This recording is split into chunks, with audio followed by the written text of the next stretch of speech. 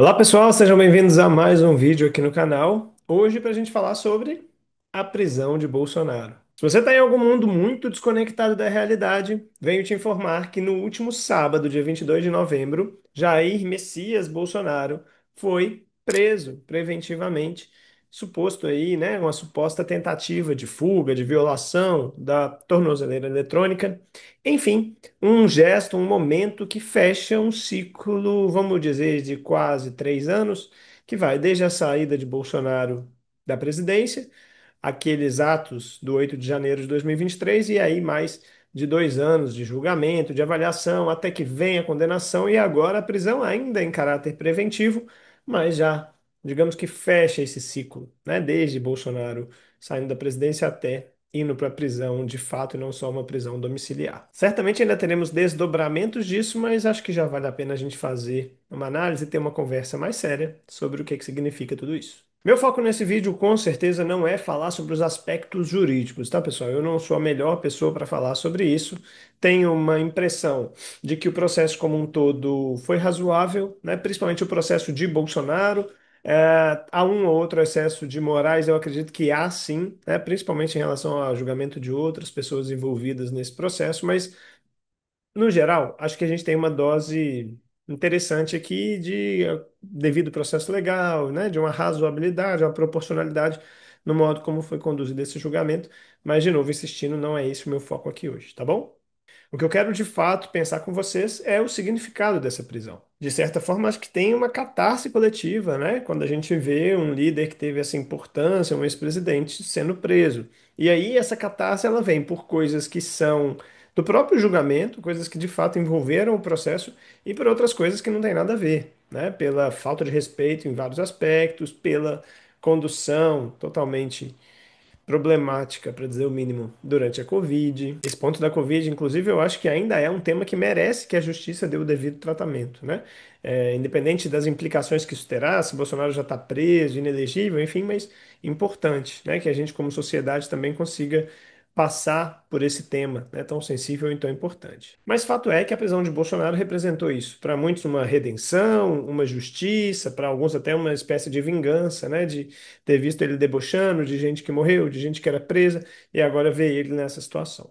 Eu acho que o primeiro ponto que a gente precisa alinhar aqui nessa conversa é justamente o fato de que Bolsonaro estar sendo preso, né, e não só ele, mas ele com toda uma cúpula militar respondendo, né, por um longo tempo aí de processo, generais, né, pessoas de alta patente, isso é um passo importante civilizatório mesmo, pensando na história brasileira.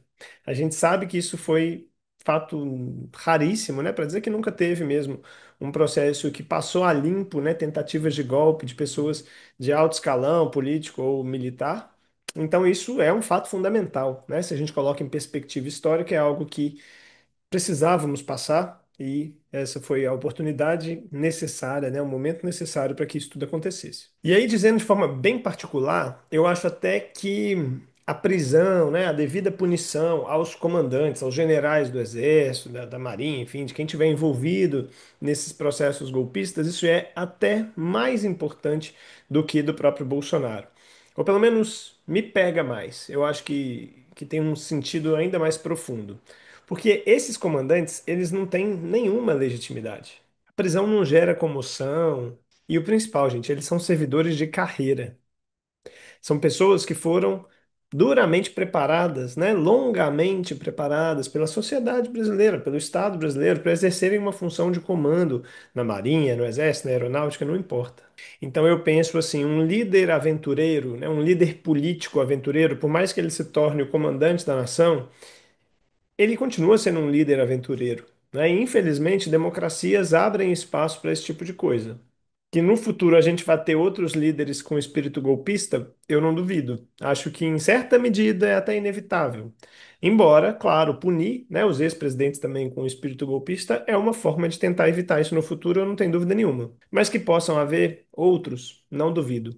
O importante é justamente que aqueles que comandam as forças do país, né, aqueles que foram duramente, longamente treinados para estarem nessa posição, que eles não sejam facilmente seduzidos por um líder golpista. Ou independente do líder, que eles próprios criem um projeto de Brasil, né? Acreditem que são a vanguarda, que podem dar golpe, que podem tutelar a sociedade, a política, né?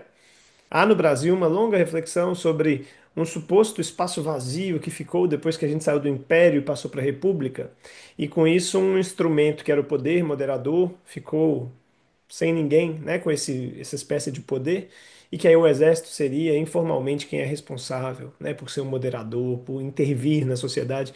Essa é uma construção que tem longuíssima história e a gente precisa de fato virar essa página, né? Então, combater os comandantes militares que de alguma forma se envolveram num processo golpista, apoiaram, é um passo importante para isso, né? Para que no futuro, mesmo que hajam alguns líderes que não sejam tão afeitos à democracia, que pelo menos as Forças Armadas garantam que a ordem não vai ser quebrada.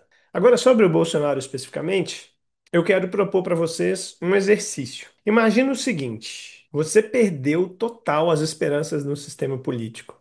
Você acha que tudo e todos só agem por interesse próprio e que ninguém ali, ninguém que ocupa um cargo eletivo, liga minimamente para o povo. E que aí, quando surge um líder que de fato vem do povo, né, que está preocupado com o povo, que é um nacionalista, a elite política corre para tentar abafar. Pessoas tentam assassinar, impedir esse líder de ganhar poder.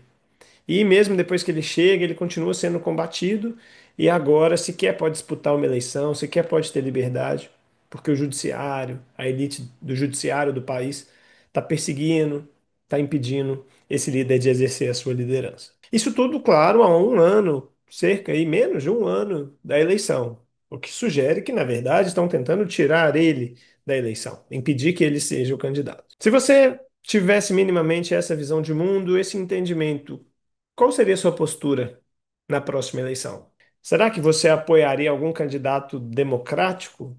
Algum candidato que está preocupado em preservar as instituições? Eu sei que Bolsonaro não é nada disso desse exemplo que eu estou dando. Ele não é para mim e muito provavelmente para você, para minha bolha que me acompanha nas redes sociais. Mas muita gente ainda acredita nisso. Cuidado para a gente não perder a conexão com uma base social significativa que ainda carrega mais ou menos esse sentimento que eu estava aqui descrevendo. Então, nesse momento em que a gente está estourando champanhe, que a gente está comemorando a prisão de Bolsonaro, e com razão, como eu disse na primeira parte do vídeo, é importante a gente pensar um pouco nisso também. A gente sabe muito bem que esses elementos de frustração com toda uma estrutura econômica, social, levaram à eleição de Bolsonaro. E agora, com ele preso, é muito provável que as causas não desapareçam assim imediatamente. Algumas pessoas talvez se envergonhem, parem de falar de Bolsonaro especificamente, mas o sentimento que levou à sua eleição, que fez com que ele se tornasse tão rapidamente um líder de expressão nacional, esse sentimento não vai desaparecer da noite para o dia. Então, se você, como eu, acredita que a gente está do lado certo da história, que a gente está dando um passo, né, civilizatório importante na história do Brasil ao punir a elite militar, ao punir Bolsonaro, a gente também precisa ter um pouco essa sensibilidade de entender que para muita gente esse processo vai aumentar ainda mais a frustração, vai trazer ainda uma maior decepção e eventualmente um maior desejo de ruptura, de mudança profunda no sistema político eleitoral. O Bolsonaro em si pode até ser que se torne rapidamente uma carta fora do baralho, pode ser que a sua memória de alguma forma se apague, ao menos a sua memória positiva para esses grupos que ainda o veem como um líder, mas certamente essa frustração, esse desejo, essa ânsia de transformação, essa coisa antissistêmica que o Bolsonaro de alguma forma encarnou, isso não vai desaparecer da noite para o dia.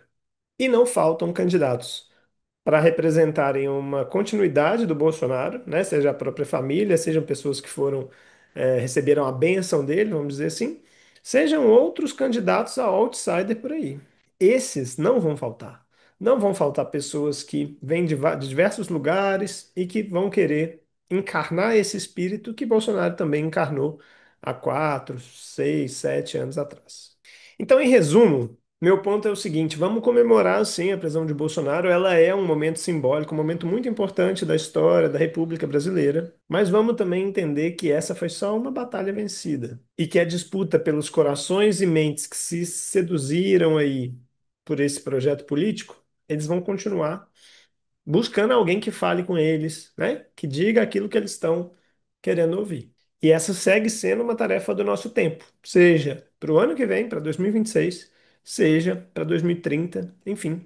É um trabalho contínuo a gente mostrar para as pessoas a importância das instituições, a gente ajudar a construir um sistema republicano e democrático. Agora me conta aqui nos comentários o que que vocês estão achando disso tudo, né? Como é que você recebeu a notícia da prisão do Bolsonaro? O que que você está pensando para 2026? O que que vai ser do Brasil? Quais são os medos, os sonhos? Me contem para a gente continuar essa conversa.